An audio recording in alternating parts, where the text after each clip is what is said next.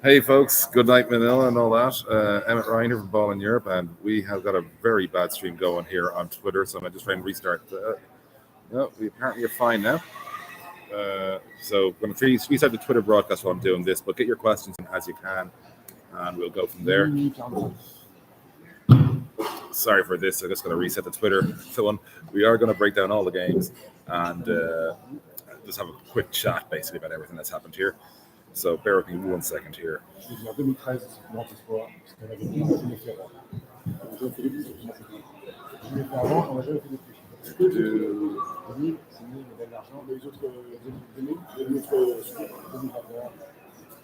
Love reaction.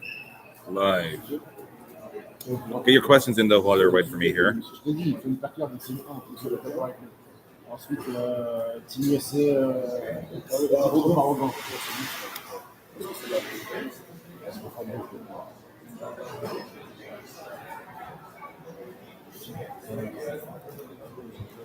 So yeah, we're live now both on Twitter and on Facebook. Facebook and YouTube. Emmet Ryan here from Ball in Europe. If you're joining us on Twitter, just bear in mind that this is much better on YouTube. So please join us there because you can actually get your questions into me there. You can't get your questions into me on Twitter. But listen, we're going to do what we do, which is we're going to go through the results of the day first, which is, of course, only two to get through. Lithuania lost to Serbia 68-87. I think it's safe to say that none of us quite saw that level of victory coming.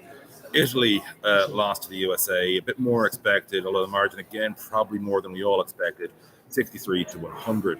So let's start off with that Serbia victory over Lithuania. Like the bookies had this one pretty much dead level. Lithuania were the tightest of favorites going in. But for about 5 minutes, they were pretty good. And then Serbia just took over. Like Bogdan from the start was just in absolute go after everyone mode. He was just brilliant, simple as that. And great game. And just everything that he could do right, he did right. Filip Petrushev told me after the game that he feels that, yes, they can win the World Cup. This performance showed it. And sorry, just trying to clean stuff here. And so that was, again, pretty positive for them. But also, like, one thing we got to talk about here, because we've all been talking about Bogdan's great performance. Let's take a note here for Militunov, who had to go up against Valanciunas and pretty much shut him down. Like, Jonas had a very good first stint, sat up with 4:20 left in the first. When he came back in, he was irrelevant afterwards, and that was down to Nikita Militunov. Great performance from him. But overall, Serbia, just dominant, phenomenal performance by them, and they showed why they are seen as serious medal contenders, if not potential title contenders here. One thing to note as well before we move on to the second game is, of course, the words of Marko Guduric after the game. Marco saying to us in the press area, you can see the video as well on our YouTube. If you're watching on Twitter, check us out on YouTube. Marco saying, of course, that they're dedicating the win to Borisa Simanic, who, of course, has lost a kidney after that injury he suffered from a hard foul in the game against South Sudan. All the best, of course, from all of us here in Manila and around the world, I'm sure, joining us to Borisa on his recovery, which from the words that have come out so far seems to be going pretty well. And now we'll get on to the other one. We'll be brief because we're mostly here to look ahead to tomorrow's games. And that was, of course, USA, Italy. We learned nothing. Simple as that. Italy were grotesquely inefficient. You can put part of that down to USAD, but frankly, Italy have been very inefficient throughout this tournament. They just really haven't offered anything. So when you're looking at it that way, I mean, it's very hard to really read much into that as being beneficial to Italy, let's be honest here. Also, they didn't have that type of five player that has hurt Americans in this tournament repeatedly. So again, it's not the USA should the lights out. Let's just go to the box score here while we're talking, because like the USA in the end, 53.7 from the field. That is very good. I think it might be even their best of the tournament. They were brilliant from three, 19-31, but an awful lot of those scores did come in garbage time, and they'd already beaten Italy into the ground. And Italy were 23-75 from the field. Absolutely dreadful. Again, part of that USA defense, part of that not so much. Italy, USA will face the winner of Germany and Latvia, for those of you wondering, which was the first game tomorrow, and that's the one we're going to segue into now. So if you're still with us, keep staying with us. It's like a 15-minute broadcast, folks, by the way, if you're watching on Twitter. That's why it's much better on YouTube. And again, get your questions in on YouTube. I'll answer them. And so, fantastic stuff, really, looking ahead to tomorrow. Germany, Latvia. Like, Latvia seems to just be the super underdog story of this tournament, and tomorrow is where the dream dies. I'm sorry. Word is Franz Wagner is close to, if not back to, healthy enough to play. He may not play tomorrow, but assuming they win, I think we'll see him for certain in the semifinals. But Germany, their depth, their ability to just move that ball and score that ball, I just think they got way too much for Latvia here. We saw what Canada could do with their depth against Latvia. and their multitude of scorers. I think it's going to be a very similar situation, unfortunately. I think Germany are going to win this one pretty comfortably. Obviously, it'll be, it's time, it'll be some strong performances. Like Zagar's has been a superstar for Latvia this tournament. He's certainly in my contenders for the All-Star 5 from the end of the tournament already. That's just from the first 5 games. And like the other one to watch out for, obviously, is of course Davis Bertans. He could go hero ball again, never know. But I'm not really thinking much for Latvia's chances here. Sorry, lads. Moshe, by the way, was listening yesterday, co-stream between Twitter and YouTube. I'm not enjoying this experience at all. Moshe, I love you, but you're in the physio right now, so you're suffering a different way to me. But I'm definitely suffering by doing this in both. And hello to everybody who is joining us though on Twitter and here on YouTube. Like I said, any questions about either today's games or tomorrow's, please get them in, and we'll go ahead from there. So tomorrow's other game, Canada, Slovenia. One thing. The big battle tomorrow. We'll obviously get to the superstar in a second. To me, it's Mike Toby versus Kelly Olynyk. If Toby can get a draw with Olynyk, Slovenia have a chance. I think Toby could beat Olynyk in the 1-to-1 matchup, so that could make things very interesting. Obviously, Canada have that depth. Shai Gilgeous-Alexander has been just a superstar leader for Canada, because obviously we all knew he had talent. We all knew he was a great NBA ball player. But like, he leads the team in points, assists, and boards coming into this game tomorrow, and just he's had the moxie, the guts, what you need to really get the job done. And yeah, no, Shai, you've been great, simple as that. And then the other thing to watch out for, of course, is Luka, because Luka has been used far less than normal, or at least far less than the Eurobasket level. Sorry, in this tournament, he's only playing about 31 minutes a game. That's a lot less than the Eurobasket, where it's basically is going to get a rest. I think we're going to see a whole lot of Luka tomorrow, and Slovenia's going to need it. He's going to have to be on fire accuracy-wise as well, and he's going to have to be a tearaway at both ends of the floor. Like, basically, he needs to have one of those all-time Luka games, which, in fairness, he tends to deliver them when they matter, but he still is going to have any. So I'm still saying Canada to win, but I think that one's going to come down to the final minutes. Obviously, fire away with your questions if you have any. We got great reaction last night. Hopefully, we got some more tonight. So the other big thing I want to talk about, though, now is Gigi Datome. And thanks, Albert Berlin, for joining in. Always love visiting y'all. Gigi, of course, had one of his best ever, has had some great days in your arena. But, like, listen, Gigi's got 2 more games as a basketball player. But, man, if you don't love Gigi Datome, like I said, you don't love basketball. Didn't have a great night tonight, but what a career. What a phenomenal career. He's got those 2 placement games left. Listen, they aren't the same as playing real knockout games, real medal round games. But his warrior persona, his ability to just fight and just keep going for Italy, for Milano, for Fenerbahce in the past, for every jersey he wore, Gigi Datome just went to work. I mean, to have the career he had, like, he's 35 now, he's going to be able to walk away from basketball. He should be smiling. He's had a great career, and he's done a lot for this sport and a lot for Italian basketball. So, ciao, Gigi. And also, I'll just give you a quick anecdote here, because it turns out we're only 8 minutes in, because when you've got fewer games to talk about, it turns out a 15-minute show is a lot harder to fill up. But Gigi, I ran into him once. So he was injured at the Final Four in Lithuania a few years ago.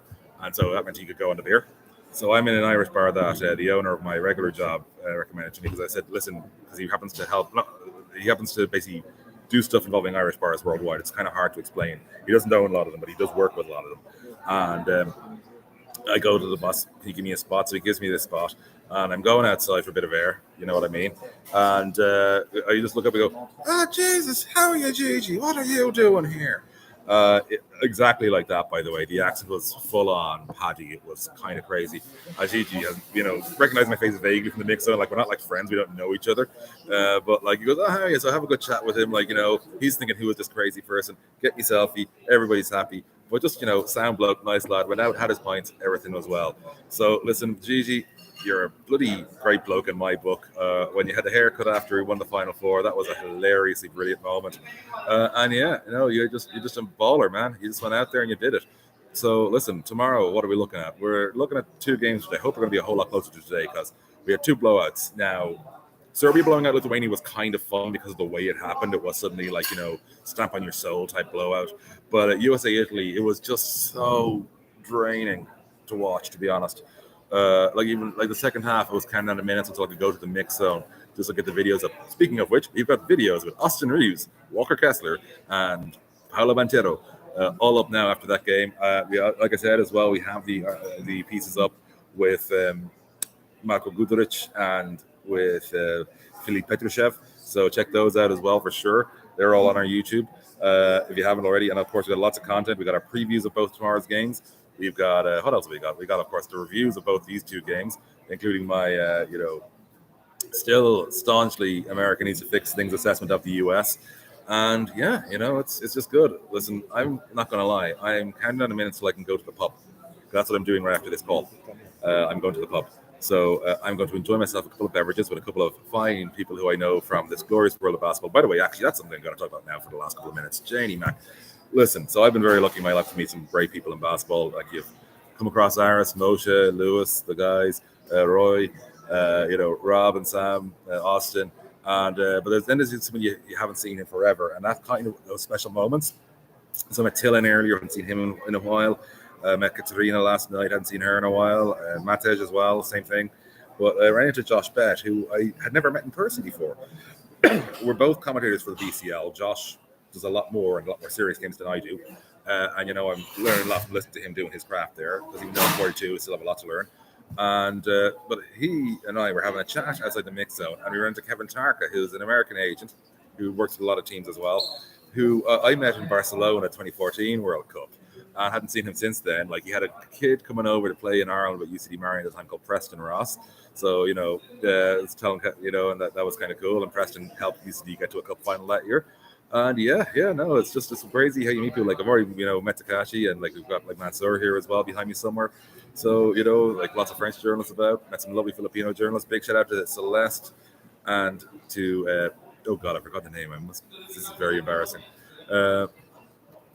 I just met her a minute ago, and I have forgotten her name, so I'm not going to leave this. Apologies, I'm deliberately doing this while we're talking. To Nicole, who have both been great, you're all been really lovely people here to me so far, and I'm having a great time in Manila. What can I say? I'm having a great time, and lots of basketball. Only 3 more real days of basketball left. 5 to 8 games don't really count for me. I'm sorry. Because there's no Olympic threat at place. It'll be either teams that have already qualified the Olympics, which is the only one that can be that is Canada, or teams that are going to be in the OQT next summer, no matter what happens in the 5 to 8 games. So there's no real impact of the 5 to 8 games, I'm afraid. But listen, they're going to cut it a little bit short here because I've run out of things to talk about, and no questions tonight. But we will be back soon. But if anybody wants to get a question in, I'll give you 1 more minute. Get a question in here on YouTube. Moshe, fire away there. Yes, you can comment. Moshe, I think he's texting us in a comment, in fact, because he's currently in the physio table. So we will wait for Moshe to get his comment in before we wrap this up. Moshe, why what, Moshe?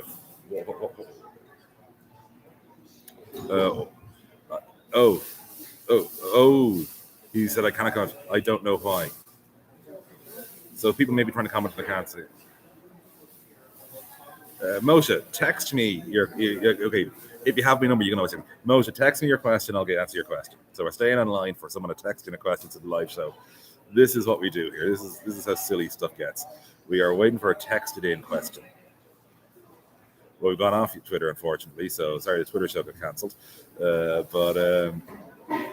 Moshe, I'm going to close shortly. Text me your cue. Literally on WhatsApp, bro. Send me it on WhatsApp. You've got me on WhatsApp. Send me the question. We are having a 2-man conversation here on a YouTube live stream. We are in literally the final minute of this broadcast. So, Moshe, get the question in, bro. This is what you came for here, really, isn't it? Also, season 10 to begin with. Is that on the blacklist, I'm assuming, Moshe? I have not watched any of it yet, but I know my flatmate's a huge fan. Of course, he's coming with a blacklist question. Moshe, I'm pretty certain that she's adoring it because, frankly, there's nothing to do with Raymond Reddington she doesn't adore. And the lack of Liz Keane is very appealing to her. Did I expect this kind of whoop up as well for quarterfinals? No, in both cases. I didn't think Italy were going to keep it close, but I thought they'd keep it respectable. They didn't do that. Serbia, Lithuania, like I was saying to you, Moshe, I thought this was going to be tight. I thought it was going to be down to the final couple of possessions. Both were very one-sided. Like I said, the Serbia win was, from a neutral perspective, far more enjoyable to watch because it felt like a team going after a team rather than a procession. So it was like I felt that like Serbia just basically played a far better game of basketball. Sometimes it's that simple. So listen, we're going to cut it off there 15 minutes in, and I'm keeping a lot of other journalists annoyed by talking this loudly. But of course, until next time, good night, Manila. Sorry about that, lads. Do the live stream.